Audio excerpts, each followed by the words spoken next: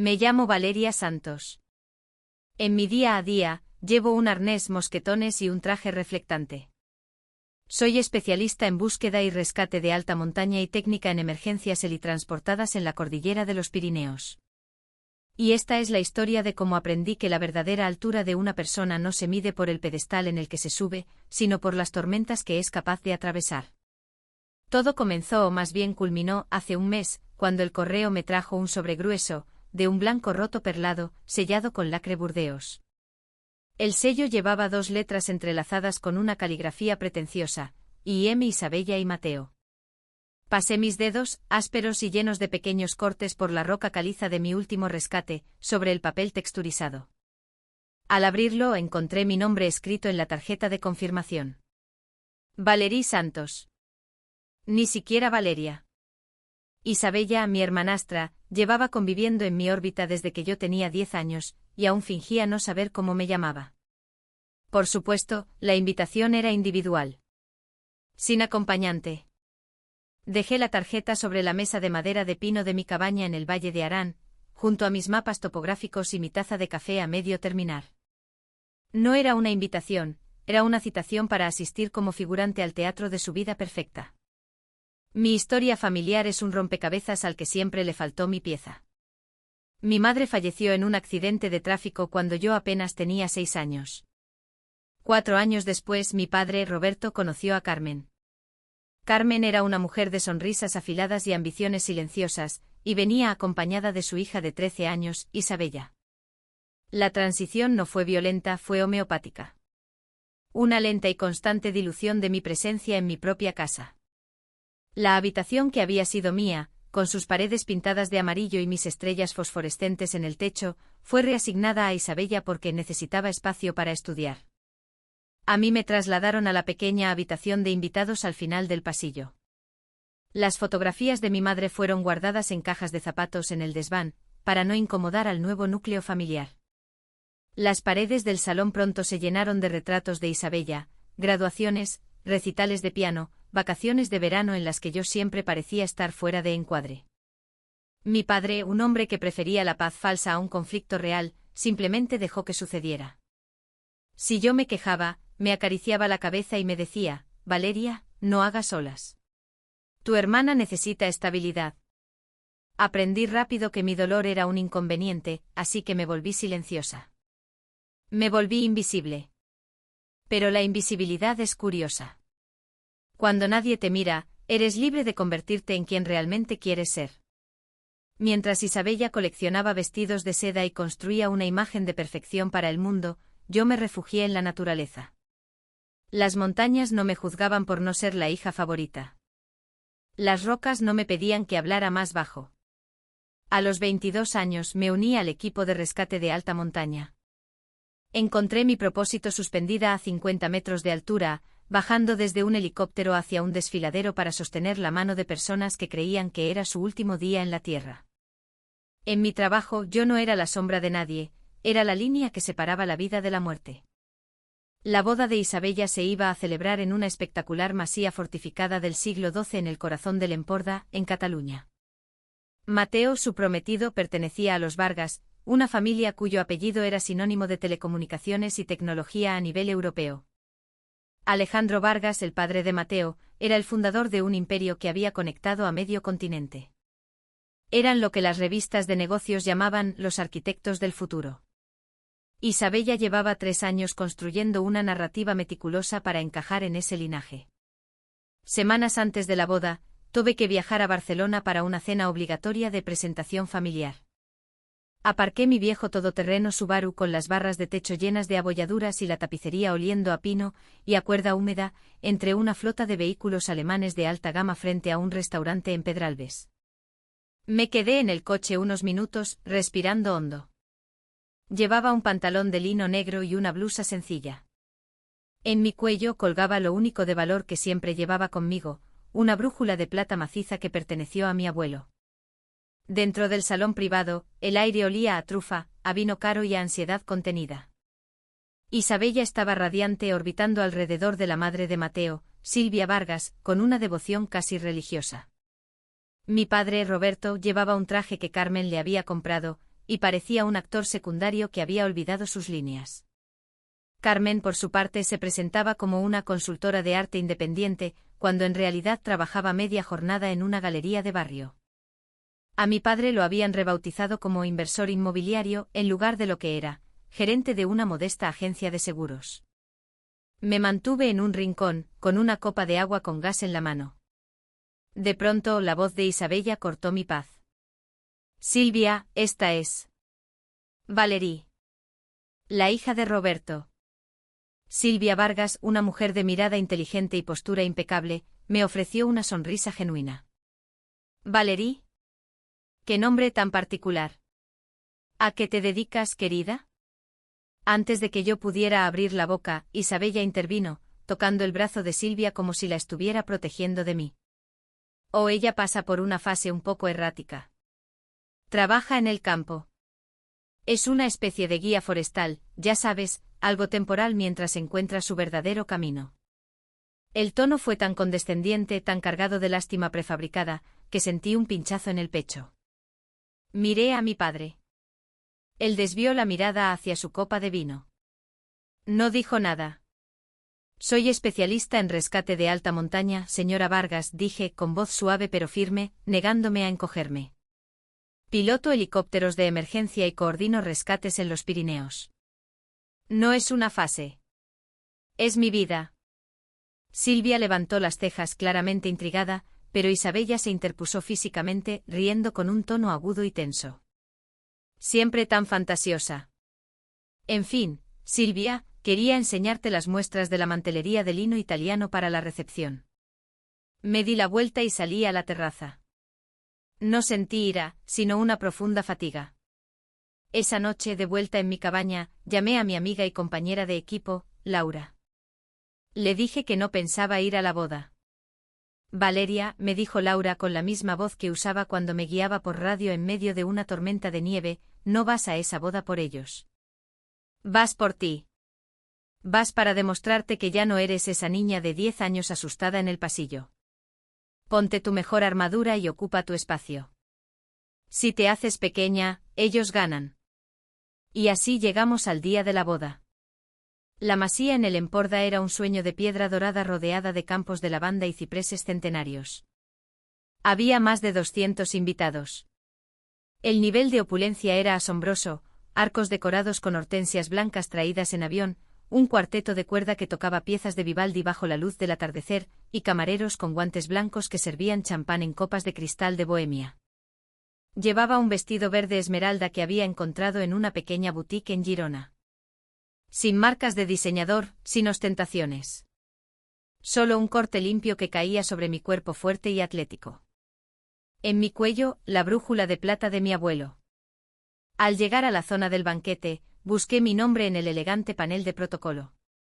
Mesa 22. Estaba ubicada en el extremo más alejado del jardín, detrás de un enorme pilar de piedra, peligrosamente cerca de la puerta por donde salían los camareros desde las cocinas. En mi mesa estaban sentados 2 adolescentes que no levantaban la vista de sus teléfonos, el fotógrafo asistente y 3 sillas vacías. El mensaje de Isabella era claro, la periferia era mi lugar. Me senté. Alisé la servilleta sobre mi regazo y respiré. Cerré los ojos e imaginé que estaba en la cima del Aneto. El frío, el viento, la paz monumental de saber que estás sola, pero estás entera. No iba a permitir que una mesa mal ubicada dictara mi valor. El banquete transcurrió en un mar de discursos ensayados, risas cristalinas y platos de alta cocina que apenas probé. Cuando llegó el momento de los brindis principales, la noche ya había caído, y miles de luces cálidas colgaban de los árboles como estrellas atrapadas. Isabella subió a la pequeña tarima de madera, iluminada por un foco suave. Estaba espectacular con su vestido de encaje francés. Mateo la miraba con absoluta adoración. Isabella tomó el micrófono. Su voz tembló con una emoción perfectamente calculada. Habló de la familia. De cómo Carmen le enseñó a ser fuerte, de cómo Roberto la acogió como a una hija propia, dándole el hogar que siempre soñó. Roberto se secó una lágrima, Carmen sonrió con la barbilla alta. Habló de los Vargas, de la nobleza y el honor de unirse a una estirpe de visionarios. 200 personas escuchaban en un silencio reverencial. Y entonces hizo una pausa. Sus ojos escanearon la multitud, pasando de largo por las mesas principales, hasta encontrar mi rostro semioculto en la penumbra de la mesa 22. Y por supuesto, está mi hermanastra Valeria, dijo. Al menos esta vez acertó con el nombre, aunque la palabra hermanastra sonó como si estuviera apartando una rama seca del camino. Ella no es de llevar vestidos ni de entender mucho de estos eventos. Es solo una excursionista glorificada. Alguien que juega en el barro y se esconde en las montañas porque el mundo real le queda demasiado grande. Hizo un gesto con la mano, desestimándome. Pero la aceptamos tal como es, con todas sus excentricidades y fracasos, porque de eso trata la familia, de tolerar. Una risa suave y educada recorrió las mesas cercanas. Mi padre soltó una carcajada nerviosa, asintiendo con la cabeza, cómplice de mi humillación. Carmen no disimuló su sonrisa de suficiencia. Me quedé allí sentada. Mi ritmo cardíaco no se alteró. Sentí el peso de la brújula de plata contra mi pecho, fría y reconfortante. Hace 5 años, yo habría huido al baño a llorar. Hace 3 años habría gritado. Pero esa noche, bajo las estrellas del Emporda, sentí algo infinitamente más poderoso que la rabia, sentí pena por ella. Pena por una mujer que necesitaba aplastar a otros para sentirse alta. Lo que nadie en esa boda sabía, lo que mi propia familia ignoraba por completo porque jamás me preguntaban por mi vida, era que el patriarca de los Vargas, Alejandro, el hombre que pagaba esa boda, había sentido mi respiración sobre su rostro en la noche más oscura de su vida. Sucedió 4 años atrás. Un temporal de nieve sin precedentes azotó la collada de Toses, un paso de montaña traicionero en los Pirineos. Yo estaba de guardia. Recibimos el aviso de un deslizamiento de tierra y nieve que había barrido un tramo de la carretera. Llegamos en helicóptero en medio de ráfagas de viento de 100 kilómetros por hora. Cuando descendí haciendo rappel en la oscuridad, iluminada solo por mi linterna frontal, encontré un todoterreno negro aplastado bajo toneladas de lodo helado y troncos de pino. Dentro, atrapado entre un amasijo de hierros y con el pecho comprimido por el volante, había un hombre de unos 60 años. Estaba entrando en shock hemorrágico e hipotermia severa. No podíamos usar maquinaria pesada por riesgo a un colapso mayor.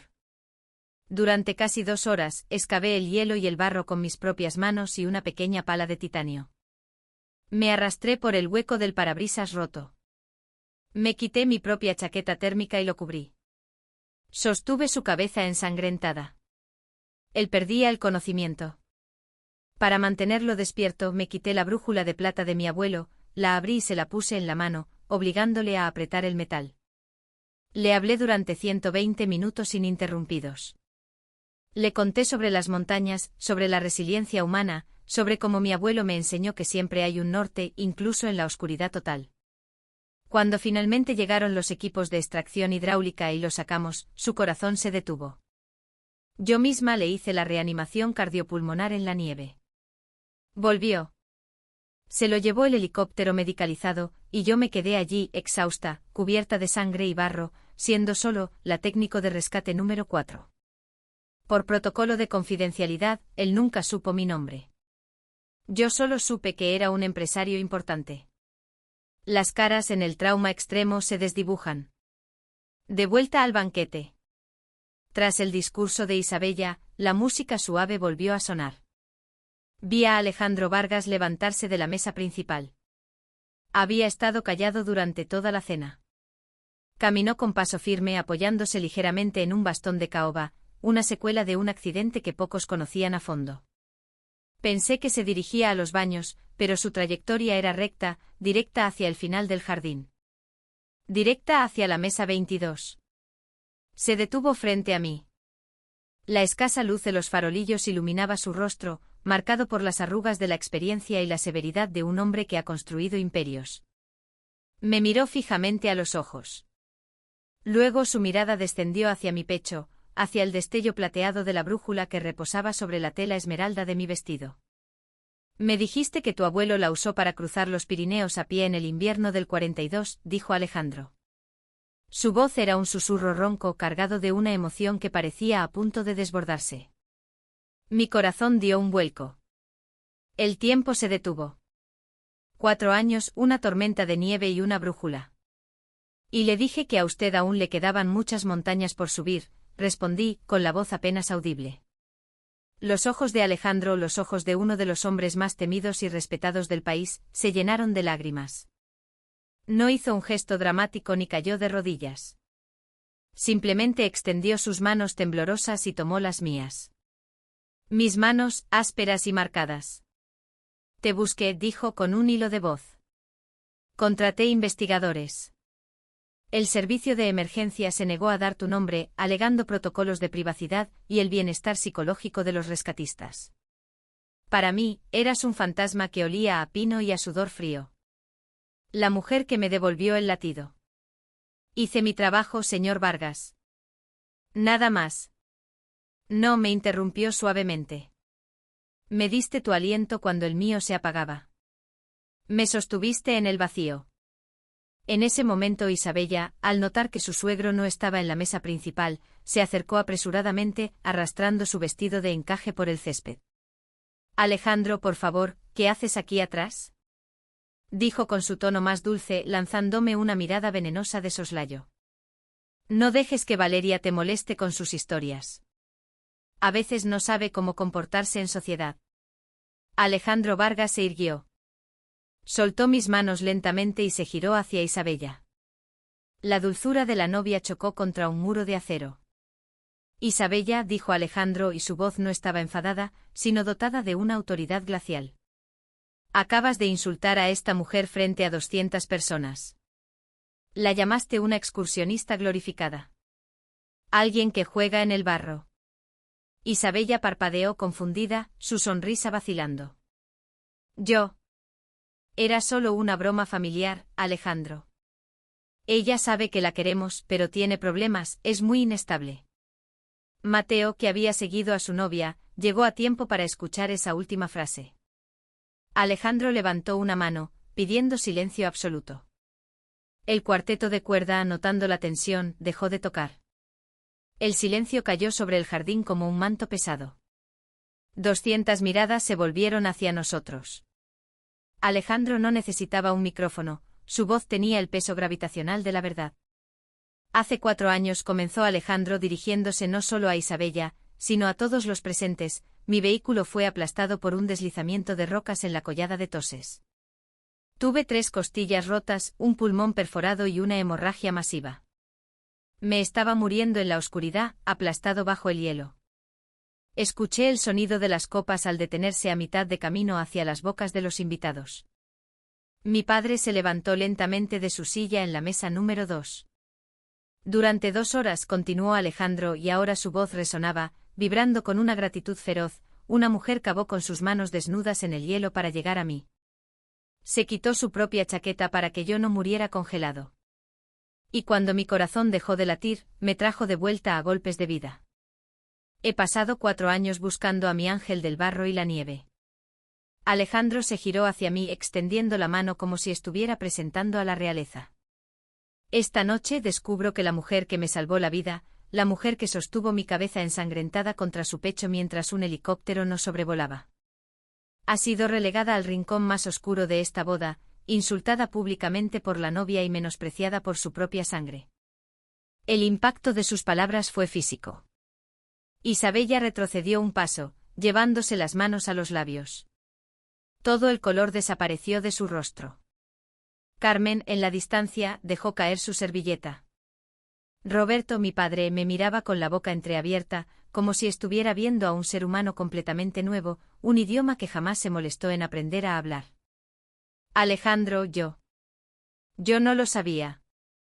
Tartamudeó Isabella, y por primera vez en su vida, su actuación se desmoronó. No había guión para esto. No, replicó Alejandro suavemente, pero con una contundencia letal. No lo sabías porque nunca te ha importado quién es ella realmente. Inventaste que era inestable para justificar tu propia vergüenza, porque su luz auténtica hace que tu brillo falso parezca barato. Mateo miró a Isabella. La adoración en sus ojos había sido reemplazada por una incredulidad dolorosa. ¿Le dijiste a mi familia que estaba enferma? Preguntó Mateo con la voz rota. ¿Me dijiste que la mantenías alejada por su propio bien porque era conflictiva y errática? Mateo, mi amor, lo hice para protegernos. Isabella intentó agarrar el brazo de su prometido, pero él se apartó. ¿Protegernos de qué, Isabella? ¿De la mujer que le salvó la vida a mi padre? Mateo se giró hacia mí. Sus ojos estaban rojos. Caminó hasta donde yo estaba, ignorando a su prometida, y frente a toda la alta sociedad allí reunida, hizo algo que nunca esperé. Me abrazó. Un abrazo profundo, torpe y desesperado. Gracias, susurró en mi oído. Gracias por no dejar que muriera solo en esa montaña. No lloré de tristeza, pero una lágrima cálida rodó por mi mejilla. Le devolví el abrazo. De nada, susurré. El resto de la noche fue un desenfoque surrealista. Isabella huyó hacia el interior de la masía, seguida por los susurros y las miradas acusadoras de 200 invitados que acababan de presenciar la caída de una máscara. Carmen corrió tras ella, intentando desesperadamente salvar la maquinaria de apariencias que había construido durante décadas, pero ya era tarde. El daño estaba hecho y esta vez, la luz de la verdad no dejaría sombras donde esconderse. Salí del jardín principal y caminé por el sendero de gravilla hacia los campos de lavanda. La noche estaba fresca. Me quité los tacones, jamás me han gustado, y sentí la tierra húmeda bajo mis pies desnudos. Era una sensación real, tangible.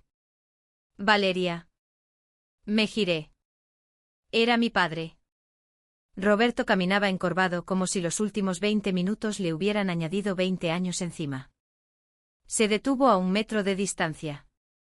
Parecía pequeño bajo la inmensidad del cielo nocturno. Hija. Empezó y la palabra sonó oxidada en su boca. Hacía años que no me llamaba así. No tenía idea. Lo que hiciste. Eres una heroína.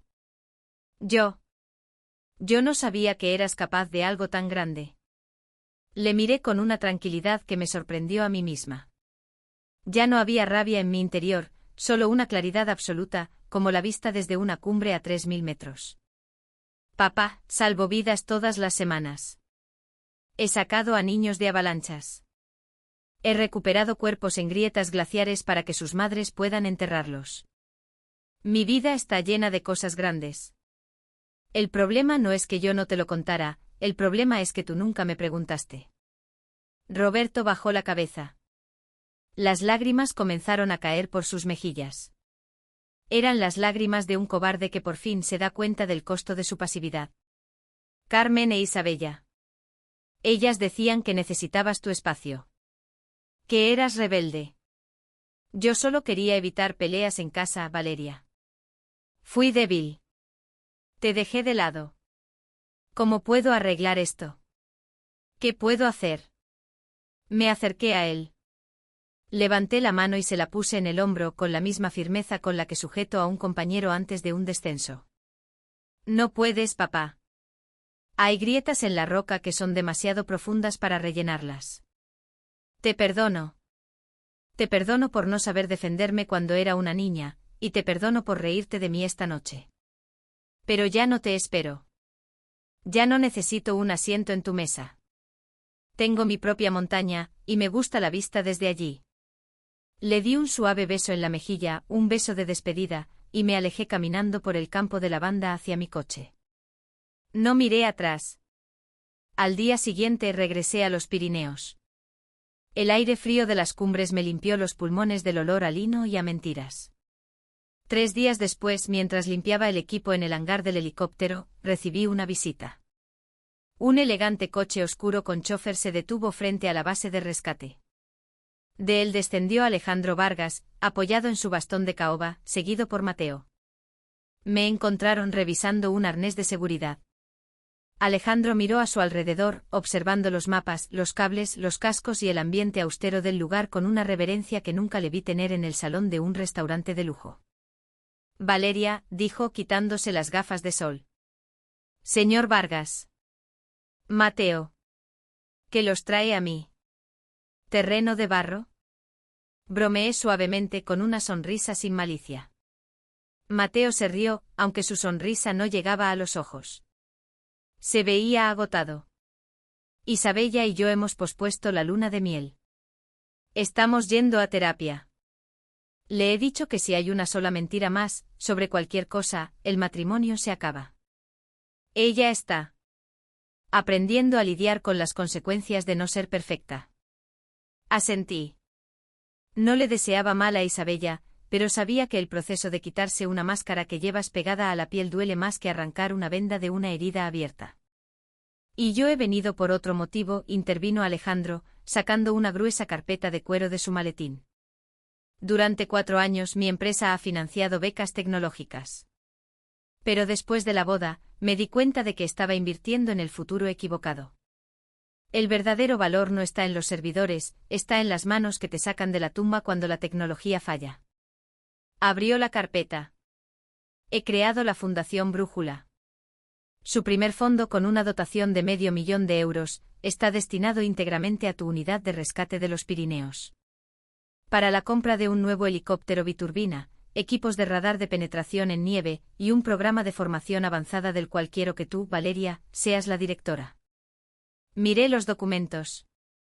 Miré el sello de la fundación. Llevaba el diseño de una brújula antigua. Mi brújula. Sentí un nudo en la garganta. Todo el esfuerzo, todas las noches durmiendo en catres duros, el frío metido en los huesos, la sensación perpetua de no ser suficiente para mi familia de sangre. Todo había cristalizado en esto. Alejandro, esto es. Salvará innumerables vidas. No, respondió él poniendo su mano sobre la mía. Esto es para que sigas haciendo lo que siempre has hecho, pero ahora, sabiendo que el mundo te está mirando con el respeto que mereces. Nunca más volverás a sentarte en la mesa 22 de la vida, Valeria. Nunca más. Han pasado 8 meses desde aquella noche en el Emporda. Mi padre me llama de vez en cuando. Nuestras conversaciones son cordiales, vacías, como las de 2 antiguos conocidos que se encuentran en una estación de tren. Carmen e Isabella mantienen las distancias. He escuchado que Isabella ha perdido gran parte de su círculo de influencia.